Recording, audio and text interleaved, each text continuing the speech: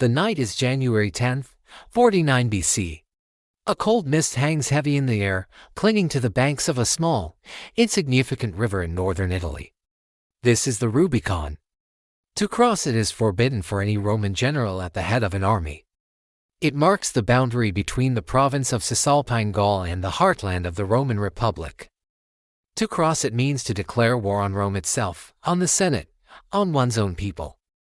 On the northern bank, a lone figure sits astride a powerful war horse. His name is Gaius Julius Caesar. For nearly a decade, he has been campaigning in Gaul, subduing hundreds of tribes, adding vast territories to the Republic, and amassing a fortune. More importantly, he has forged one of the most loyal, battle-hardened armies the world has ever seen. His men, the legionaries of the 13th Legion, Gemina, stand behind him now. They are silent, their breath pluming in the frigid air. The flickering light of torches dances across their polished iron helmets and reflects in the dark, swirling waters of the Rubicon. They wait for one man's decision. Caesar stares across the river, towards the south, towards Rome. The moonlight breaks through the clouds, casting a pale, ethereal glow on his face. He is 50 years old, no longer a young man, but his ambition burns as fiercely as ever. In Rome, his political enemies, led by his former ally and now bitter rival, Pompey the Great, have conspired against him. They have stripped him of his command, declared him an enemy of the state, and demanded he return to Rome as a private citizen to face prosecution. For Caesar, this is a death sentence, both politically and literally. His enemies would not rest until he was ruined or dead. He has been pushed into a corner. For weeks, he has tried to negotiate, to find a compromise that would preserve his honor and his safety. He sent messages, offered to lay down his arms if Pompey did the same. But the Senate, emboldened by Pompey, refused. They issued their final ultimatum: disband your army or be declared a public enemy. Now, here at the edge of the world as he knows it, Caesar must choose. Turn back, submit to his enemies, and face certain disgrace and probable execution. Or advance, cross this river, and plunge the Roman world into the chaos of civil war. The weight of this decision is immense. It is a choice that will not only determine his own fate but will also shape the course of Western civilization for the next 2,000 years. The Roman Republic, a system of government that had lasted for nearly 500 years, hangs in the balance. The lives of millions, from the sands of Egypt to the forests of Britain, will be altered by what happens here tonight. The Roman historian Suetonius tells us that as Caesar hesitated, a supernatural apparition appeared, a figure of remarkable size and beauty, playing a reed pipe. As the soldiers gathered to listen, the figure snatched a trumpet from one of the legionaries, blew a loud blast, and strode across the river. Was this a real event, or a story created later to add a divine seal of approval to Caesar's fateful choice? We will never know. But Caesar supposedly took it as a sign from the gods. He turned to his officers, his voice ringing with a mix of desperation and resolve. "Let us go where the signs of the gods and the injustice of our enemies call us," he declared. And then, he uttered the immortal words that have echoed through history: "Olia acta state." The die is cast. With that, he spurred his horse forward. The animal splashed into the cold, shallow water, breaking the still surface. A ripple of movement spread through the waiting legion. One by one, cohort by cohort, the soldiers of the 13th Legion followed their general.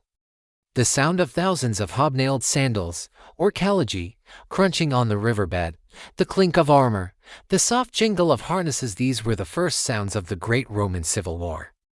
There was no turning back now. Caesar had committed the ultimate act of treason. He had become an outlaw, or rebel leading an army against his own government. But in his mind, he was not the traitor. The traitors were in Rome, the corrupt aristocrats who had put their own power and privilege above the good of the Republic, who had defied the will of the people and threatened one of its most successful generals. He was marching not against Rome, but to save it. As his army secured the southern bank, the first town they encountered was Rubicon. It was undefended. The gates were thrown open, and Caesar's legion marched in without a fight. The news of his crossing spread like wildfire. Panic gripped Italy. Senators who had boldly called for Caesar's destruction now fled Roman terror, not even bothering to open the treasury to fund the war effort.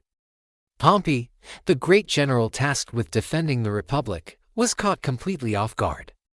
He had famously boasted that he needed only to stamp his foot on the ground anywhere in Italy to raise legions. But the legions did not appear. The people of Italy did not rally to the Senate's cause. Instead, town after town welcomed Caesar as a liberator. The speed of Caesar's advance was breathtaking. He wasn't marching like a conqueror, but like a politician on campaign. He showed clemency, pardoning his opponents, protecting private property, and ensuring his soldiers behaved with discipline. His strategy was to win the hearts and minds of the Italian people, to show them that he was the reasonable one, the man of peace forced into war. Pompey and the majority of the Senate abandoned Italy, fleeing across the Adriatic Sea to Greece, where they planned to gather their vast forces from the eastern provinces and mount a counterattack. Caesar had won Italy without a single major battle. But the war was far from over. It was just beginning. This single act of defiance at a small river set in motion a chain of events that would shatter the Roman Republic. The civil war would rage for 4 years, across Greece, Egypt, Africa, and Spain. It would see the deaths of hundreds of thousands of Roman citizens, including many of its most prominent leaders. Pompey the Great would be defeated at the Battle of Pharsalus and later assassinated in Egypt.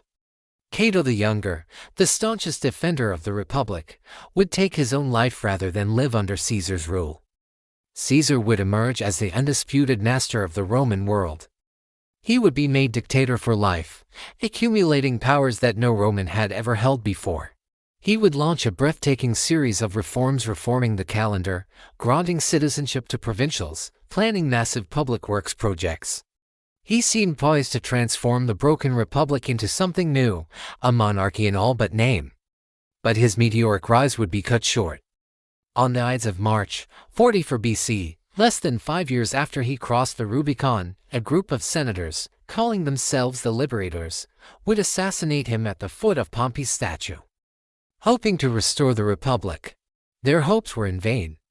Caesar's death did not save the Republic, it merely triggered another, even more brutal round of civil wars. His adopted son and heir, Octavian, would eventually defeat all his rivals and, learning from Caesar's mistakes, would subtly and brilliantly transform the state into the Roman Empire, with himself as its first emperor, Augustus. And it all began here. On this cold winter night. With one man, an army, and a decision. The decision to cross a small river that separated a personal ambition from the fate of an empire. The Rubicon was more than a stream, it was a line in the sand, a point of no return. In crossing it, Julius Caesar cast the die not just for himself, but for all of us. The world we live in today, our laws, our languages, our political structures, were all profoundly shaped by the consequences of that single, momentous choice. The echo of horses' hooves in the shallow water of the Rubicon still resonates through the corridors of history. Thanks for watching. If you enjoyed this journey back in time, don't forget to like, subscribe, and hit the notification bell for more stories from our ancient past. See you in the next one.